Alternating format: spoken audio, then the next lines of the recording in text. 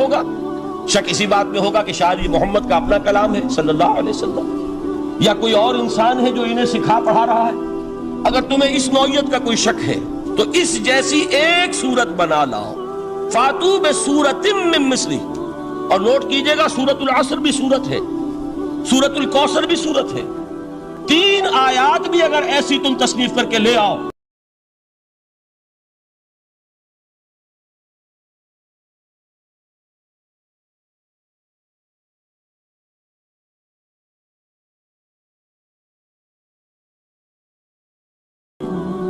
کہ ہرگز نہیں کر سکو گے۔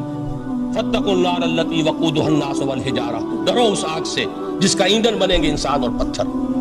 اب اس بات کو سمجھیے کہ تاریخی حقیقت ہے یہ، جس کا کوئی کافر انکار نہیں کر سکتا، کہ وہ کوئی شخص اس چینل کو قبول کرنے کی جرات نہیں کر سکا۔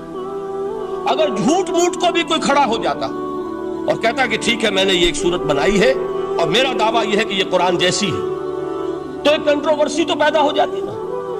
کچھ لوگ چاہے کہتے کہ نہیں یہ قرآن کے سطح کی نہیں ہے، لیکن یہ کہ اس کا دعویٰ تو ہو جاتا۔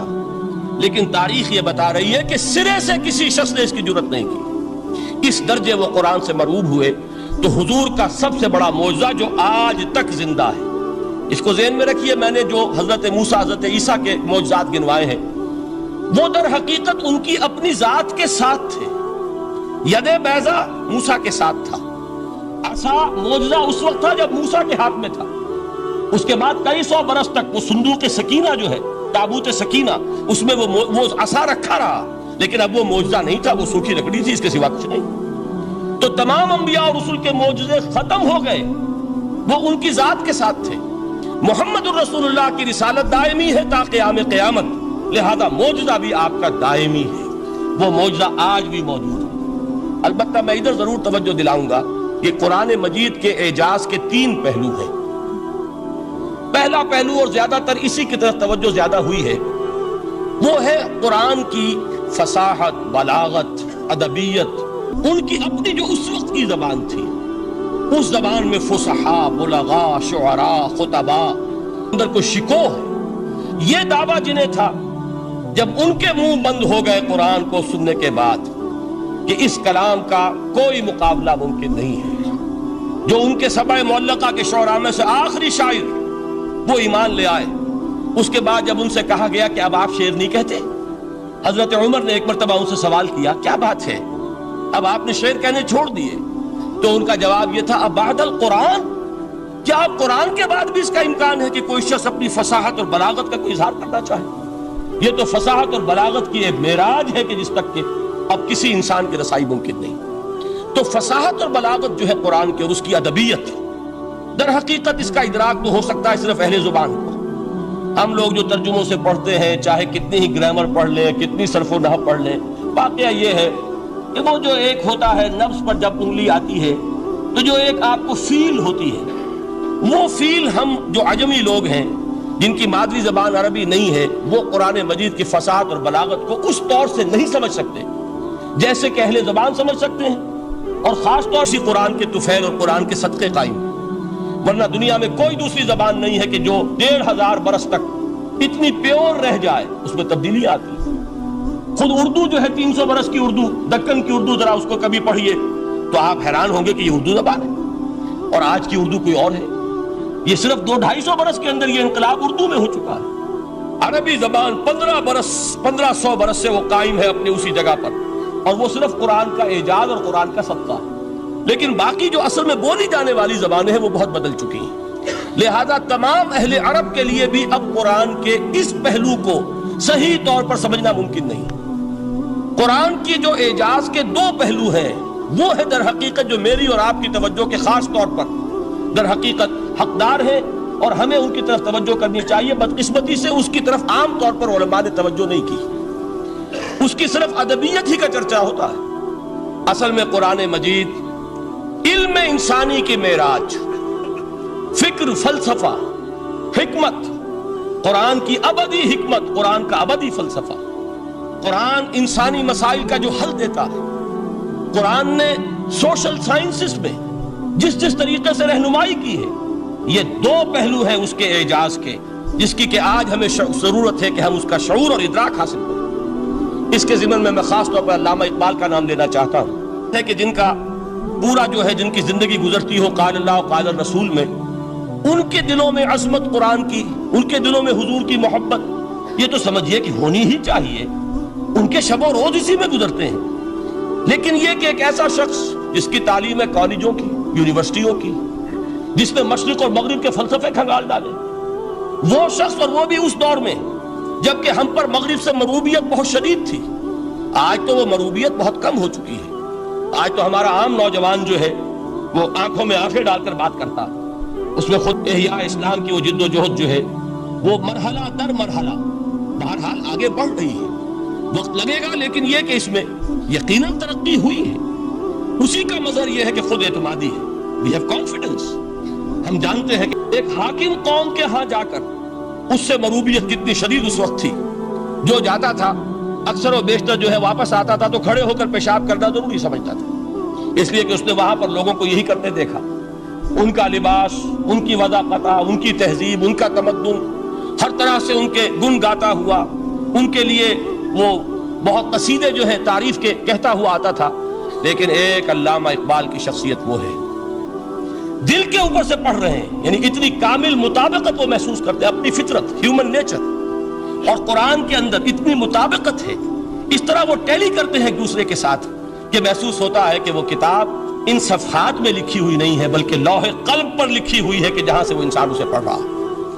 تو پہلی بات تو قرآن مجید کی آیت کے حوالے سے اس پہلو سے ہمارے سامنے آئی کہ جو تاثیر ہے ذات ربانی کی تجلی کی، وہی تاثیر ہے اس قرآن مجید کی، بشرطے کہ ہمارے دل جو ہیں وہ کچھ اپنے اندر اس استعداد اور صلاحیت کو پیدا کر لیں۔ دوسرا مقام ہے سورہ یونس کا۔ اب کسی کلام کی عظمت کا دوسرا پہلو ہو سکتا ہے اس کی افادیت کے اعتبار سے، اس سے فائدہ کیا ہوگا نوع انسانی کے لیے۔ دیکھیے دو آیات، یہ عظیم خزانے ہیں عظمت قرآن کے۔ سورہ یونس میں یا ایھا الناس، اے لوگو، قد جاءتکم موعظۃ من ربکم وشفاء لما فی الصدور وہدی ورحمۃ للمؤمنین۔ چار الفاظ نوٹ کر لیجیے۔ اے لوگو، آ گئی ہے تمہارے پاس وہ چیز تمہارے رب کی طرف سے جو موعظہ ہے۔ موعظہ کسے کہتے ہیں؟ نصیحت۔ اس بات کو ذرا سمجھ لیجیے ترتیب کیا ہے۔ نصیحت اسے کہتے ہیں، جی رہا نہیں جا رہا، میں نے اس کی ترتیب بدلی ہوئی ہے۔ مجھے یاد دلایا ایک صاحب نے کہ سورہ رحمان کی ابتدائی آیات کا بیان تو رہ گیا، وہ رہا نہیں، میں نے پڑھا کسی اور ترتیب سے تھا، بیان کسی اور ترتیب سے کر رہا ہوں۔ پڑھنے میں 4، 2 اور 1، اور اب جو میں بیان کر رہا ہوں پہلے ایک آیت سورہ حشر کی جو بیان کی، اب 2 آیات ہیں سورہ یونس کی۔ لوگوں، تمہارے پاس آ گئی ہے تمہارے رب کی طرف سے موعظت، اور تمہارے سینوں کے اندر جو روگ ہیں ان کے لیے علاج۔ توجہ کیجئے گا، ہم نے قرآن کو کیا سمجھا ہے؟ صرف ایک مقدس کتاب، ایک حصول ثواب یا ایصال ثواب کا آلہ قرآن ہے۔ وجہ کیا ہے؟ اعلیٰ سے اعلیٰ حکیمانہ بات کسی سے کہی جائے، دل سخت ہے، اثر نہیں ہوگا۔ ایک کرسٹ آ جاتا ہے انسان کے دل کے اوپر، جیسے کہ یہود کے علماء کے بارے میں فرمایا گیا، ثم قست قلوبکم فہی کالحجارۃ او اشد قسوۃ وان من الحجارۃ لما يتفجر منه الانہار وان منها لما يهبط من خشیۃ اللہ وان منها لما يشقق فيخرج منه الماء۔ اے لوگوں،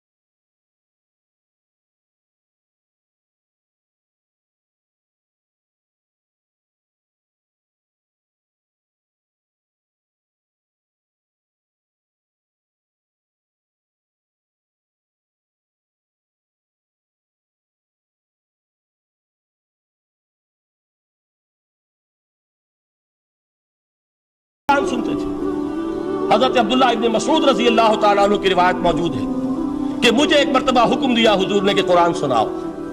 میں نے عرض کیا حضور آپ کو سناؤں؟ آپ پر تو نازل ہوا ہے. تو حضور نے فرمایا نہیں، مجھے کسی اور سے سن کر کچھ اور لطف حاصل ہوتا ہے. اب امتثال امر میں حضرت عبداللہ ابن مسعود رضی اللہ تعالیٰ عنہ نے سورہ نساء پڑھنی شروع کی. 41ویں آیت پر پہنچے. چشم تصور سے دیکھیے کہ حضور بھی تشریف فرما ہے، صحابہ کرام کی محفل ہے، اور صحابہ کیسے بیٹھا کرتے تھے ادب کے ساتھ. ایک روایت میں الفاظ آئے ایسے بیٹھتے تھے ساکت و صامت ہو کر، بالکل خاموش، سکون، ساکن اور ساکت اور صامت، کہ جیسے ان کے سروں پر پرندے بیٹھے ہیں کہ ذرا جنبش کریں گے تو پرندہ اڑ جائے گا، اس ادب کے ساتھ. تو وہ محفل جو ہے حضور صلی اللہ علیہ وسلم کی، اور ایک صحابی حضرت عبداللہ ابن مسعود گردن نیچی کیے ہوئے ہیں اور قرآن پڑھتے چلے جا رہے ہیں. جب اس آیت پر پہنچے فَكَيْفَ إِذَا جِئْنَا مِن كُلِّ أُمَّةٍ بِشَهِيدٍ وَجِئْنَا بِكَ عَلَى هَؤُلَاءِ شَهِيدًا، کیا ہوگا اس دن جس دن کہ ہم ہر امت پر ایک گواہ کھڑا کریں گے، اور اے نبی آپ کو گواہ بنا کر لائیں گے ان کے خلاف. آپ کو یہ ٹیسٹیفائی کرنا ہوگا کہ اللہ تیرا دے سما ہے. کاش کہ اللہ تعالی ہمیں اس کی توفیق عطا فرمائے. یہ ہے مسنون محفل سما. اس قرآن کے اندر وہ گداز ہے. آیا کہ نہیں 7ویں پارے کے بالکل آغاز میں وَإِذَا سَمِعُوا مَا أُنزِلَ إِلَى الرَّسُولِ تَرَىٰ أَعْيُنَهُمْ تَفِيضُ مِنَ الدَّمْعِ مِمَّا عَرَفُوا مِنَ الْحَقِّ يَقُولُونَ رَبَّنَا آمَنَّا فَاكْتُبْنَا مَعَ الشَّاهِدِينَ. حب مال، حب شہرت، حب اقتدار، جس کو کہ ایڈلر کہتا ہے دی ارج ٹو ڈومینیٹ، میرا غلبہ ہو، میرا تسلط ہو، میں نمایاں ہو جاؤں، میری حکومت بن جائے، اختیار میرے ہاتھ میں آ جائے، دی ارج ٹو ڈومینیٹ. یہ ساری ارجز ہیں ہماری در حقیقت جس سے فساد رونما ہے. یہ حب مال ہے جس کی وجہ سے ہمارے اندر تنافس ہے.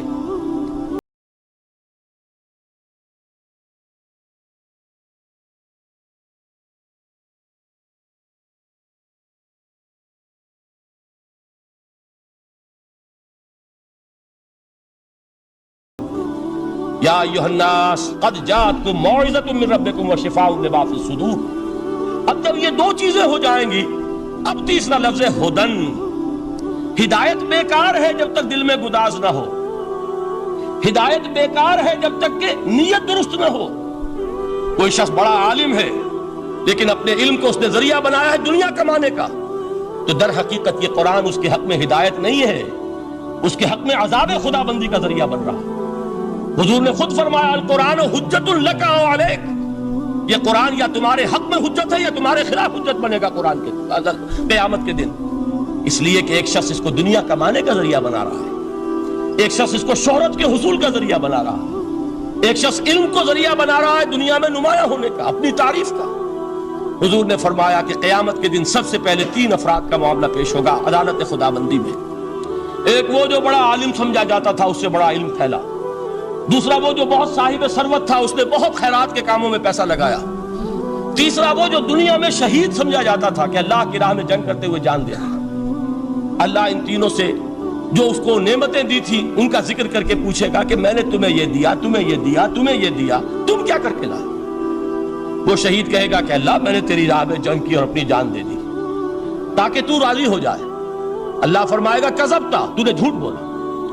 انک قد قاتلت لئن یقال جریء، تو نے تو یہ جنگ اس لیے کی تھی کہ کہا جائے کہ بڑا جری ہے، بڑا بہادر ہے. یہ لوگوں سے بہادری کے تمغے لینا تمہارا مقصود تھا. وقد قیل، وہ کہا جا چکا ہے، اب یہاں تمہارے لیے کچھ نہیں. اور فرشتوں کو حکم ہوگا اور وہ اوندے منہ اس کو گھسیٹتے ہوئے جہنم میں جھونک. دنیا میں شہید سمجھا جا رہا ہے، آخرت میں جہنمی. یہی حال اس عالم کا ہوگا، یہی حال اس دولت مند کا ہوگا. تم نے یہ علم پھیلایا تھا کہ تمہارے علم کا چرچا ہو جائے، تمہاری شہرت ہو جائے، لوگ تمہاری دستبوسی کو درست نہ ہوں. علم بیکار ہے، ہدایت قطعاً غیر مفید ہے. پہلے دلوں کا کرشک اترے، اس کی سختی دور ہو، یہ ہے موعظہ. دلوں کے اندر سے حب جاہ، حب دنیا، حب مال نکلے، یہ ہے تزکیہ. شفاء لما فی الصدور. اب ہدایت خدا بندی، اب راستہ آپ دیکھیں گے اور اس راستے پر چلیں گے. یہ ہدایت جو ہے دنیا میں، یہی آخرت میں رحمت کی شکل میں ظاہر ہوگی. جنہوں نے اس قرآن کی ہدایت سے فائدہ اس دنیا میں اٹھایا، آخرت میں رحمت خدابندی کی بدلیاں ان پر سایہ کریں. ایک حدیث میں تو باقاعدہ الفاظ آئے ہیں کہ سورہ بقرہ اور سورہ آل عمران یہ دو بدلیوں کی صورت میں ظاہر ہوں گی میدان حشر میں، اور ان لوگوں پر سایہ کریں گی کہ جن کو ان سے بڑی محبت تھی۔ یہ چار الفاظ نوٹ کر لیجئے اسی ترتیب کے ساتھ، یا ایھا الناس قد جاءتکم موعظۃ من ربکم وشفاء لما فی الصدور وہدی ورحمۃ للمؤمنین قل بفضل اللہ وبرحمتہ، اے نبی کہہ دیجئے یہ اللہ کا بڑا فضل ہے، لوگوں سمجھو، اس کی بڑی رحمت کا ظہور ہوا ہے اس قرآن کی شکل میں، اس کی رحمت کا مظہر عدم قرآن ہے، اس کے فضل کا سب سے بڑا ثبوت قرآن ہے۔ فَبِذَلِكَ فَلْيَفْرَحُوا، اس پر انہیں خوشیاں منانی چاہیے، اترانا ہے تو اس پر اترائیں کہ اتنی بڑی دولت ہمارے پاس ہے، اتنا بڑا احسان ہے جو اللہ نے ہم پر کیا ہے۔ فَبِذَلِكَ فَلْيَفْرَحُوا هُوَ خَيْرٌ مِّمَّا يَجْمَعُونَ، جو چیزیں یہ جمع کرنے کی فکر کر رہے ہیں ان سے کہیں زیادہ قیمتی یہ قرآن ہے۔ کاش کہ یہ دو آیات ہی ہمارے قلب کے اوپر یہ کندہ ہو جائے۔ پہلی بات میں نے عرض کی تھی، اس کا شعور ہر ایک کے لیے ممکن نہیں، اس کا باطن بیدار ہو چکا ہو۔ لو انزلنا هذا القرآن على جبل لرأيته خاشعا متصدعا من خشیۃ اللہ، جن کی ارواح بیدار ہو چکی ہوں وہ قرآن کی اس تاثیر کو محسوس کریں گے۔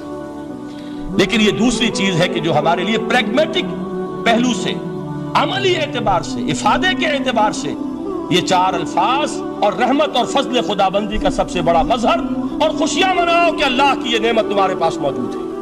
من الطیبات وفضلناہم علی کثیر ممن خلقنا تفضیلا، تو تخلیق میں سب سے اونچی تخلیق انسان کی، علموں میں سب سے اونچا علم قرآن کا، اللہ کے ناموں میں سب سے اونچا نام رحمان۔ اب آئیے چوتھی چیز، علمہ البیان، انسان کو بیان کی صلاحیت عطا فرمائی۔ کیا اور کوئی صلاحیت عطا نہیں کی؟ بینائی کس نے دی؟ اللہ نے۔ اسی طریقے سے سماعت کس نے عطا فرمائی؟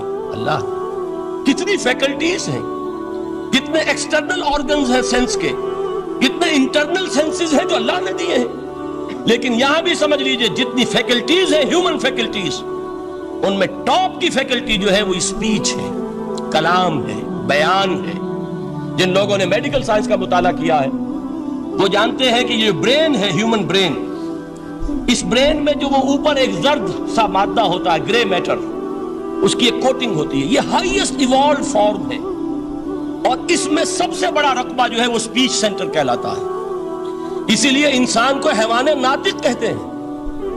حیوان کے اور انسان کے مابین امتیاز قائم کیا گیا، نطق، گویائی، بولنا۔ اب یہ کیا چیز ہوئی؟ انسان کی صلاحیتوں میں سے سب سے اونچی صلاحیت، چار آیتیں ہو گئی نا۔ اللہ کے ناموں میں سب سے چوٹی کا نام رحمان، اس نے جو علوم پیدا کیے ان میں چوٹی کا علم قرآن، اس نے جو مخلوقات پیدا فرمائی ان میں چوٹی کی مخلوق انسان، انسان کو جو صلاحیت اور استعدادات عطا فرمائی ان میں چوٹی کی استعداد بیان۔ جمع کیجئے نتیجہ کیا نکلے گا؟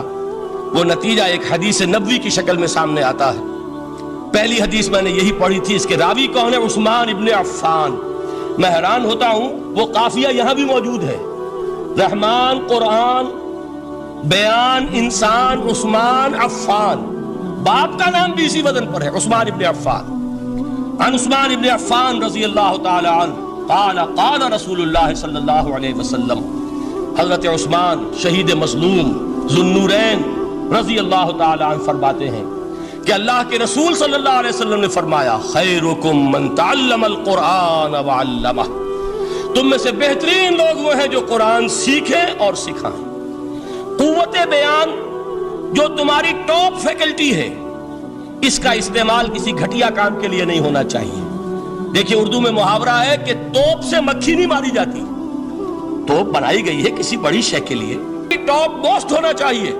قرآن کو بیان کرو، وہ جیسے کہ علامہ اقبال نے کہا ہے، بلکہ غالباً ان کے قبر پر آس پاس جو اشعار لکھے ہوئے ان میں سے ایک یہ بھی ہے، اگر یک قطرہ خونداری، اگر مشتے پرے داری، بیابامن تو آموزم طریق شاہ بازی را، اگر تمہارے اندر ایک قطرہ بھی خون کا ہے اور مٹھی بھر بھی پر اگر اللہ نے دیے ہیں تو ہے میرے پاس آؤ کہ میں تمہیں شاہبازی کے طریقے سکھاؤں۔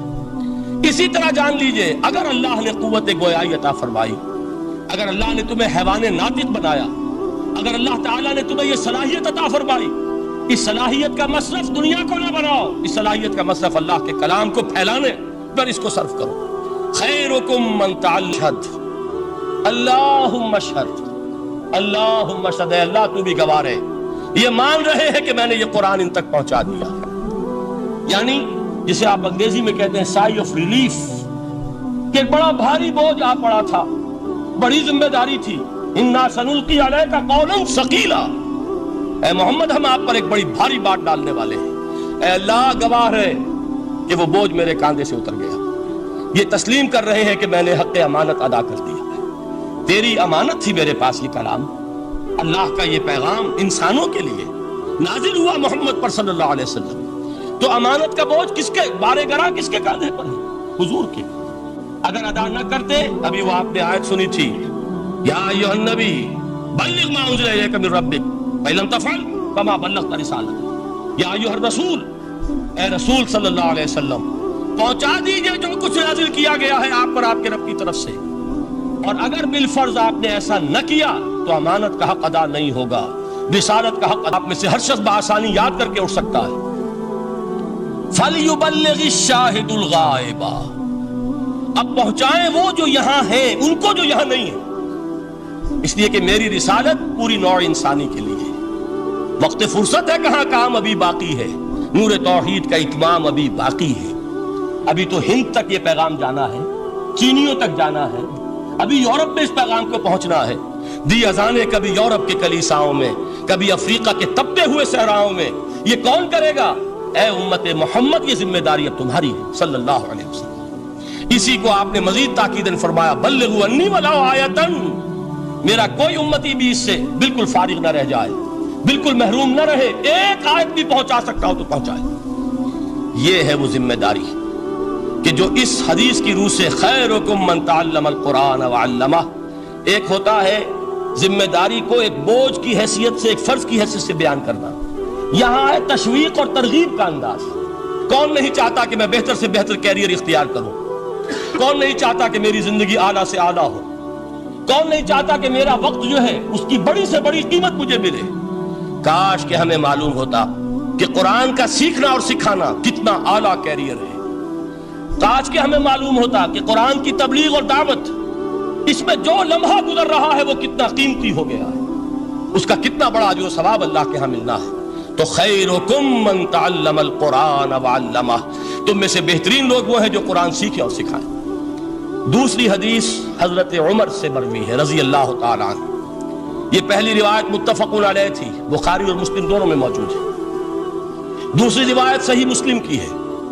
हजरत उमर फरमाते हैं, क़ाल क़ाल रसूलुल्लाह सल्लल्लाहु अलैहि वसल्लम, इन्नल्लाह यरफ़उ बिहाज़ल किताब अक़वामन व यज़अउ बिही आख़रीन, अल्लाह अब इस किताब के जरिए कौमों को उठाएगा और इसी को तर्क करने के बाइस रुसवा कर देगा। यह है अब अबदुल आबाद तक के लिए, खास तौर पर मुसलमानों के लिए अल्लाह ताला का यह कानून। इस किताब को लेकर उठेंगे सरबलंद होंगे, इस किताब को पीठ दिखाएंगे जलील कर दिए जाएंगे। ये गोया कि अब उम्मत मुस्लिमा की किस्मत जो है वो तुलेगी इस किताब की मीजान में। इसी में तय होगा कि इनके लिए उरूज हो या जवाल हो। इसी को वो जवाब शिकवा में अल्लामा इकबाल ने सादा तरीन अल्फाज में कहा था, वो जमाने में मुअज़्ज़ज़ थे मुसलमान होकर और तुम खार हुए तारीके कुरान होकर। फारसी में इसी को मफहूम को जो अदा किया है जिस खूबसूरती से, उसका तो जवाब नहीं है कि ऐ मुसलमान खार अज महजूरी कुरान शुदी, तुम जो जलीलो खार हो गए हो दुनिया में। एक सवाल शायर ने कभी किया था ना, बड़ा प्यारा सवाल था, है आज क्यों जलील के कल तक न थी पसंद, गुस्ताखी फरिश्ता हमारी जनाब। बड़ा प्यारा सवाल है, जवाब अल्लामा इकबाल दे रहे हैं, खार अज महजूरी कुरान शुदी, कुरान से ला ताल्लुक होने की बुनियाद पर तुम जलील रुसवा हुए।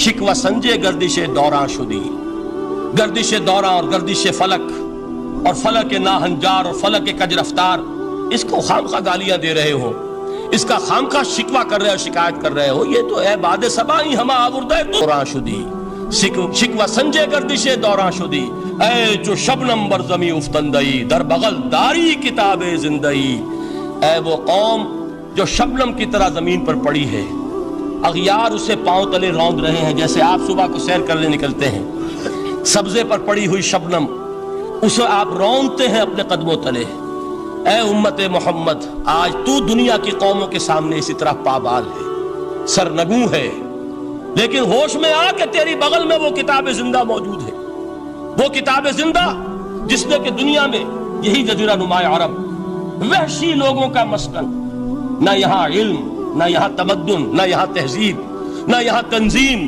کوئی ڈسپلن نہیں، کوئی حکومت نہیں، کوئی تہذیب نہیں، کچھ نہیں، تاریکیاں ہی تاریکیاں۔ یہی کتاب تھی جس نے اسے منور کیا، یہی کتاب تھی جس نے دنیا کا امام بنایا، یہی کتاب تھی جس نے دنیا کا معلم بنایا، یہ کتاب تھی جس نے نئے نئے علوم ایجاد کر ہاتھوں میں تلوار آئی ہے، ہم اسے ڈینائی نہیں کریں گے کہ در حقیقت انقلاب محمدی کی تکمیل میں یقیناً تلوار کا حصہ، لیکن یہ تلوار ہاتھ میں لینے والے آتے کہاں سے اگر قرآن کے ذریعے سے محمد الرسول اللہ نے